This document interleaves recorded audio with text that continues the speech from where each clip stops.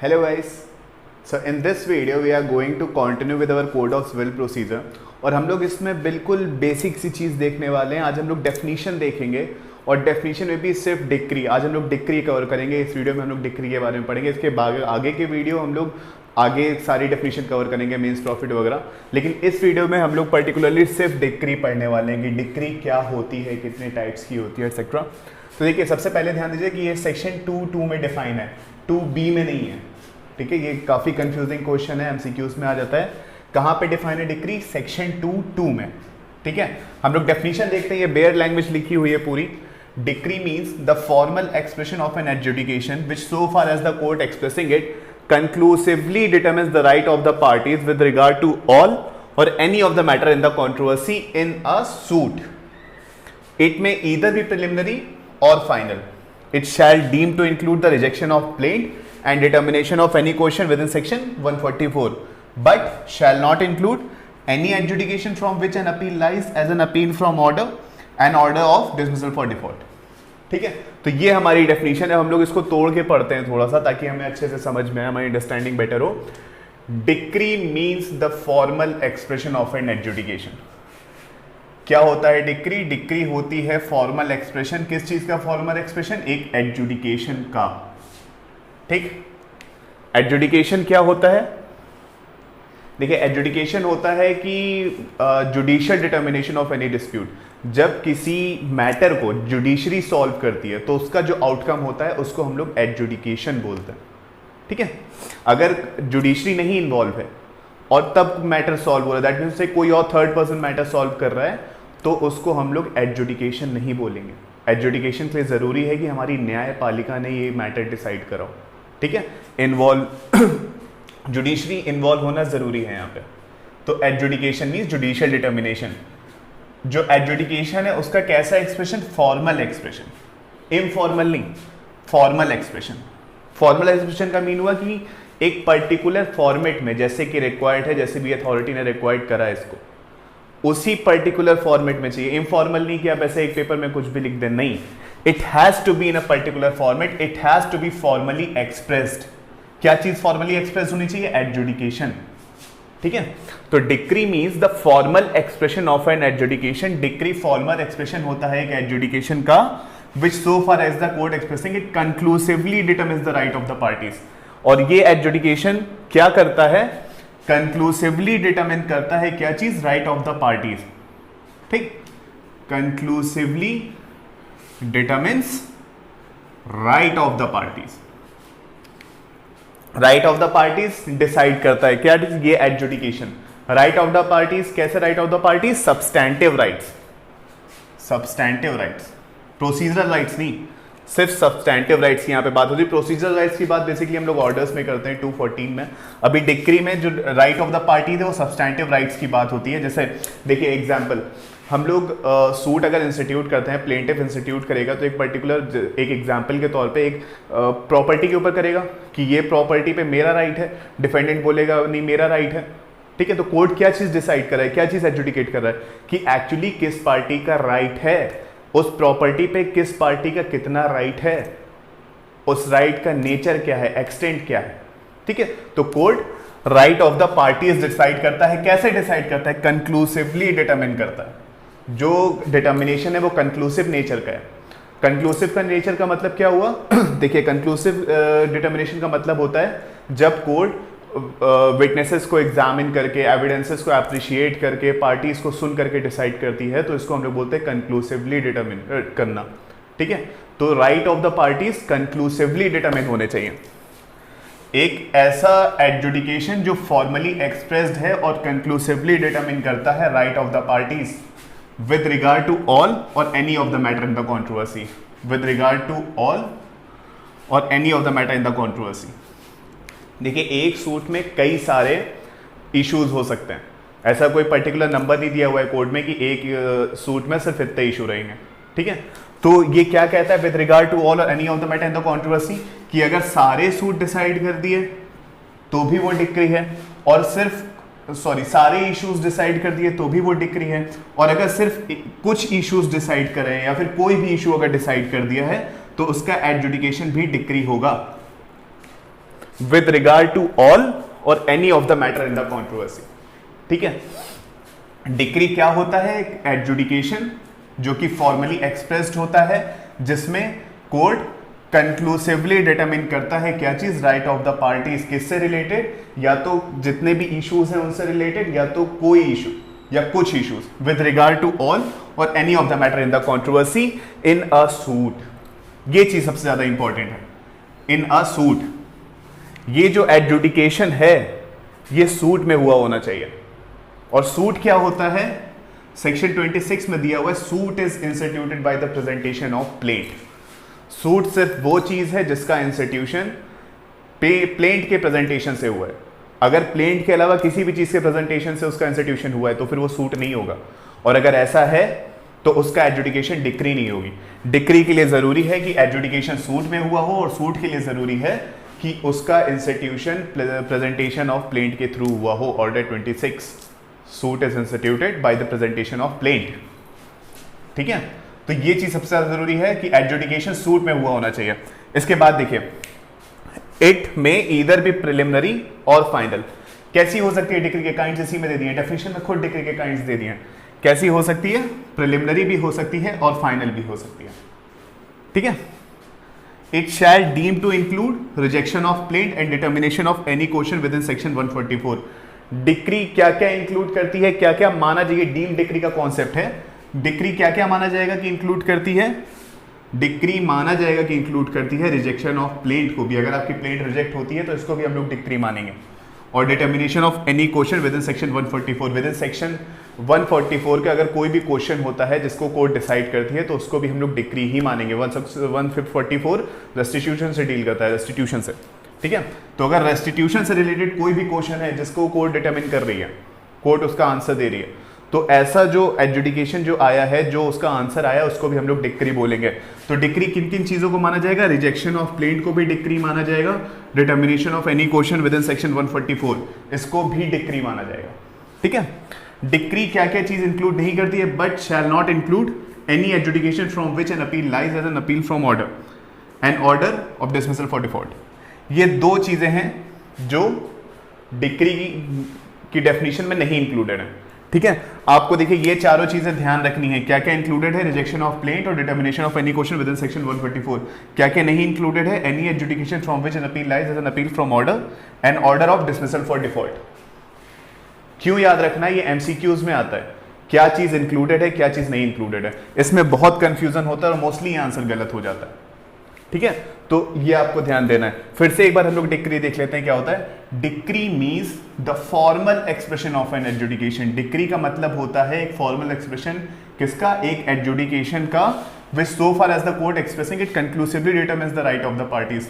वो एडजुडिकेशन क्या करता है? कंक्लूसिव डिटरमिन करता है राइट ऑफ द पार्टीज। ठीक है, विद रिगार्ड टू ऑल और any of the matter in the suit. या तो सारे मैटर डिसाइड करता है, सारे मैटर एडजुडिकेट करता है, या तो उनमें से कुछ मैटर या फिर कोई एक particular matter in the controversy in a suit. जरूरी है कि वो एडजुडिकेशन सूट में ही हुआ होना चाहिए। इट में इधर भी प्रिलिमिनरी और फाइनल दोनों काइंड्स दे दिए हैं, थोड़ा सा आसान कर दिया है हम लोग के लिए। अभी हम लोग पर्टिकुलर काइंड्स पढ़ेंगे इसके कि प्रिलिमिनरी डिक्री क्या होती है, फाइनल डिक्री क्या होती है, लेकिन अभी हम लोग इतना देखते हैं कि डेफिनेशन में ही दिया हुआ है। ठीक है, तो इसके हम लोग एसेंशियल हिस्से से निकाल लेते हैं। Decree is the formal expression of an adjudication. What it does? It conclusively determines the right of the parties. ठीक है, adjudication must have done in a suit. जरूरी है कि एडजुडिकेशन सूट में ही हुआ हो। ठीक है, तो डिक्री की डेफिनेशन हमारी खत्म होती है। हम लोग देखते हैं काइंड्स ऑफ डिक्री। तो फर्स्ट है preliminary decree. Guys, preliminary decree ऐसी डिक्री होती है जिसके पास होने के बाद भी सूट कंप्लीटली डिस्पोज्ड ऑफ नहीं होता है, उसमें तब भी कुछ चीजें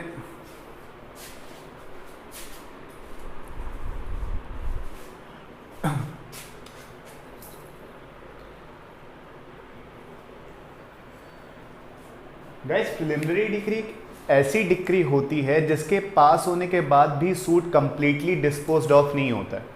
दैट मीन्स टू से कि वो फॉर्मली एक्सप्रेस्ड होती है और पार्टीज के राइट भी डिसाइड करती है, but still suit completely disposed of नहीं होता है। उसके बाद भी उस सूट में कुछ चीज़ें बच जाती हैं डिसाइड करने को। ठीक है, देखिए हम लोग डेफिनेशन देखते हैं। Where adjudication decides the right of the parties with regard to all or any of the matter in the controversy in the suit but does not completely disposed of the suit. Means decree क्या कर रही है, right of the parties तो define कर रही है with regard to all और any of the matter in the controversy, और सूट में भी है, लेकिन सूट जो है कंप्लीटली डिस्पोज्ड ऑफ नहीं हो रहा है, तो ऐसी डिक्री को हम लोग प्रिलिमिनरी डिक्री कहेंगे। नाम से समझ में आ रहा है, जो पहले पास होती है, दैट मीन्स कि दो पास हो सकती हैं, जो पहले पास हो रही है उसको हम लोग प्रिलिमिनरी डिक्री कहेंगे। Does not completely disposed of the suit, ऐसी डिक्री जिसके पास होने के बाद भी सूट कंप्लीटली डिस्पोज्ड ऑफ नहीं होता है, ऐसी डिक्री को हम लोग प्रिलिमिनरी डिक्री कहते हैं। ठीक है, एक केस आप लोग ध्यान रखिए, शंकर वर्सेस चंद्रकांत, ये 1995 का केस है। इसमें प्रिलिमिनरी डिक्री को डिफाइन किया था कोर्ट ने, क्या बोला था, preliminary decree is a one which declares the right of the parties but further decision will be done on the basis of further evidences and inquiries. Preliminary decree ऐसी decree होती है जो कि पार्टीज के राइट तो decide करती है, लेकिन उसके आगे भी कुछ डिसीजन होने होते हैं जो फर्दर एविडेंसेस और फर्दर इंक्वायरीज के बाद होते हैं। ठीक है, ऐसी डिक्री को हम लोग प्रिलिमिनरी डिक्री कहेंगे। एक हम लोग समझ रहे थे कि प्रिलिमिनरी डिक्री कौन कौन से सूट्स में पास हो सकती है, कैसे कैसे कैटेगरी के सूट्स में प्रिलिमिनरी डिक्री पास हो सकती है। तो देखिए एक लिस्ट है, मैं पढ़ दे रहा हूं आपको। Suit for possession and means profit, suit for partitions, suit for dissolution of partnership, suit for account between principal and agent, इसके अलावा फोरक्लोजर का सूट हो गया, रिडेम्पशन का सूट हो गया, आपका सेल ऑफ मॉर्गेज प्रॉपर्टी का सूट हो गया। तो ये जो लिस्ट है 7-8 सूट्स की, इनमें प्रिलिमिनरी डिक्री पास हो सकती है। लेकिन जो ध्यान रखने वाली बात यह है वो ये है कि ये लिस्ट एग्जॉस्टिव नहीं है, इसके अलावा भी सिचुएशन हो सकती है जिसमें अगर कोर्ट को लगेगा कि यहाँ पे प्रिलिमिनरी डिक्री पास होनी चाहिए तो कोर्ट प्रिलिमिनरी डिक्री पास कर देगी। ठीक है, ये लिस्ट एग्जॉस्टिव नहीं है, ऐसा नहीं है कि यही 7-8 जितनी चीज़ें लिखी हुई हैं, फिर ये 7-8 चीज़ें मैंने बोली, सिर्फ इन्हीं में ये लिस्ट प्रिलिमिनरी डिक्री पास होगी। इसके अलावा भी सिचुएशंस हो सकती है, वो कोर्ट डिसाइड करेगा कि ये ऐसी सिचुएशन है कि नहीं, इसमें प्रिलिमिनरी डिग्री पास होनी चाहिए कि नहीं। कोर्ट को अगर लगेगा कि ये ऐसा सिचुएशन है, फिट केस है प्रिलिमिनरी डिग्री का, तो कोर्ट प्रिलिमिनरी डिग्री पास कर देगी। ठीक है, प्रिलिमिनरी डिग्री हमारा खत्म होता है। नेक्स्ट डिग्री जो है फाइनल डिग्री है। फाइनल डिग्री, फाइनल डिग्री वो डिग्री होती है जिसके पास होने के बाद सूट में कुछ और डिटर्मिनेशन के लिए नहीं बचता है। मीन्स फाइनल डिग्री पास हुई और उस कोर्ट में जहाँ पे सूट चल रहा था, जहाँ पे ट्रायल चल रहा था, वहाँ पे प्रोसीडिंग्स ख़त्म हो जाती हैं। ये फाइनल डिस्पोजल होता है केस का। Suit has been finally disposed of. ठीक है, फाइनल डिग्री के पास होते ही सूट ख़त्म हो जाता है। In a suit as a result of further inquiries conducted pursuant to the preliminary inquiry, the right of the parties are fully determined and the decree is passed in accordance with such determination, such decree is final decree। means final decree पास होने के बाद कुछ जो inquiry होती है, जो evidences extra लिए जाते हैं, उस इंक्वायरी के रिजल्ट को ध्यान में रखते हुए जो कोर्ट फाइनली पार्टीज़ के राइट डिटरमिन करती है, फाइनली कंप्लीटली जो डिटर्मिनेशन करती है, उस डिटर्मिनेशन के लिए जो डिक्री पास होती है, जो एडजुडिकेशन वाली डिक्री होती है, उस डिक्री को हम लोग फाइनल डिक्री कहते हैं। ठीक है, the right of the parties are fully determined, fully determined, and the decree is pass in accordance with such determination, such is final decree. Means the suit has been finally disposed of in that particular trial, in that particular court. Trial खत्म हो चुका है हमारा। ठीक है, अब एक decree final decree कब बनती है? देखिए, एक डिक्री सिर्फ दो कंडीशन में फाइनल डिक्री बन सकती है। फाइनल मीन्स क्या होता है? फाइनल मीन्स सब कुछ एंड पे आ गया है, फाइनल आउटकम। ठीक है, तो एक डिक्री फाइनल सिर्फ दो कंडीशन में बनती है। पहली कंडीशन ये हो गई कि जब जो डिक्री पास हुई है उसके अगेंस्ट जो अपील का टाइम है वो लैप्स कर जाए। अगर उस पर्टिकुलर टाइम में अपील फाइल नहीं हुई है तो अपील का टाइम लैप्स कर जाएगा, तो डिक्री हमारी फाइनल हो जाएगी। अब और कोई रेमेडी नहीं है, ये फाइनल डिक्री है। जो भी इसने डिसाइड कर दिया पार्टीज के राइट, अब ऐसे ही रहेंगे। ठीक है, सेकंड ऐसा टाइप जब सूट में और कुछ बचा ही ना हो, जब ये डिक्री सूट को कंप्लीटली डिस्पोज्ड ऑफ कर दे। जब डिक्री हमारी या फिर फाइनल डिक्री हमारी सूट को कंप्लीटली डिस्पोज्ड ऑफ कर दे, जो भी एडजुडिकेशन था, जो भी मैटर था, जो भी right of the parties determine करने थे, कंक्लूसिवली सब कुछ डिटरमिन कर दिया है, सारे इश्यूज डिसाइड हो गए। अब उस कोर्ट में और कुछ नहीं बचा है डिसाइड करने के लिए। ऐसी डिक्री को फाइनल डिक्री कहेंगे, ठीक है।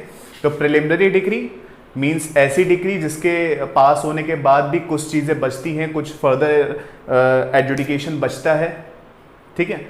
और फाइनल डिक्री ठीक इसी के अपोजिट, जिसके पास होने के बाद कुछ नहीं बचता, the suit has been completely dispose of, ठीक है। डिक्री पास हुई, सूट फाइनल हो गया, पार्टीज के राइट कंप्लीटली डिसाइडेड हो गए, फाइनली डिसाइडेड हो गए, कंप्लीटली डिटरमिन हो गए, कोर्ट ने कर दिया, ठीक है। तो ये हमारा प्रिलिमिनरी डिक्री फाइनल डिक्री हो गया। अब एक क्वेश्चन उठता है कि एक सूट में कितनी फाइनल डिक्री, कितनी प्रिलिमिनरी डिक्री पास हो सकती हैं, ठीक है। देखिए इसमें ना एक ओपिनियन में डिफरेंसेस है।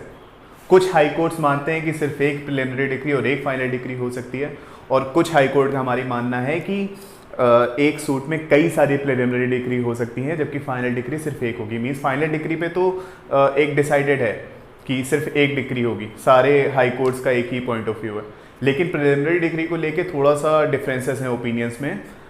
कुछ हाई कोर्ट्स कहती हैं कि कई हो सकती हैं एक सूट में प्रिलिमिनरी डिक्री पास, कुछ हाई कोर्ट कहती हैं कि सिर्फ एक, ठीक। तो इस पर कोई सुप्रीम कोर्ट का कोई एक सेटल्ड प्रिंसिपल नहीं है, कोई एक सेटल्ड लॉ नहीं है। तो एक केस था फूलचंद्र वर्सेस गोपाल लाल, फूलचंद्र वर्सेस गोपाल लाल। इसमें सुप्रीम कोर्ट ने बोला था कि पार्टीशन के केस में there can be an number of preliminary decrees in a suit of partition, यानी कि पार्टीशन के सूट में कई सारी प्रिलिमिनरी डिक्री पास हो सकती हैं, an number of preliminary decree हो सकती है, ठीक। कोई फिक्स लॉ नहीं है कि एक होंगी, दो होंगी, तीन होंगी। लेकिन ध्यान देने वाली बात यहाँ पे ये है कि सुप्रीम कोर्ट ने बोला है कि सिर्फ पार्टीशन के सूट में, सुप्रीम कोर्ट ने क्या बोला है कि पार्टीशन के सूट में एन नंबर ऑफ डिग्री पास हो सकती है प्रिलिमिनरी डिग्री। लेकिन जो बच रहे हैं सूट जिनमें प्रिलिमिनरी डिग्री पास हो सकती है, जैसे कि suit for position and means profit, और हमारा डिसोल्यूशन ऑफ फर्म हो गया, या फिर हमारा फोरक्लोजर रिडेम्पशन वगैरह का सूट हो गया, इसमें क्या होगा ये सुप्रीम कोर्ट का भी कोई डिसाइडेड लॉ नहीं है। तो हम लोग फिर उसी स्टेज पर हैं कि हाई कोर्ट, कुछ हाई कोर्ट का मानना है कई सारी डिग्री पास हो सकती है प्रिलिमिनरी, कुछ हाई कोर्ट का मानना है कि सिर्फ एक, ठीक है। तो ये खत्म होता है हमारा। इसके साथ एक एक्सप्लेनेशन में एक चीज़ और दी हुई है डिग्री के, कि एक ऐसी डिग्री भी हो सकती है जो कि पार्टली प्रिलिमिनरी होगी और पार्टली फाइनल होगी, ठीक है। ऐसी डिग्री भी एक पॉसिबल है जो अपने नेचर के अकॉर्डिंग पार्टली तो प्रिलिमिनरी होगी और पार्टली फाइनल होगी, ठीक है। तो यहाँ पे ये खत्म करते ही हमारा डिग्री पूरा खत्म हो रहा है।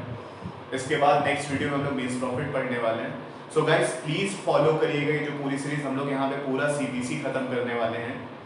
और अगर आपकी कोई भी क्वेरी हो then feel free to ask in comment section, और मैं रिप्लाई करूँगा उसका। Thank you.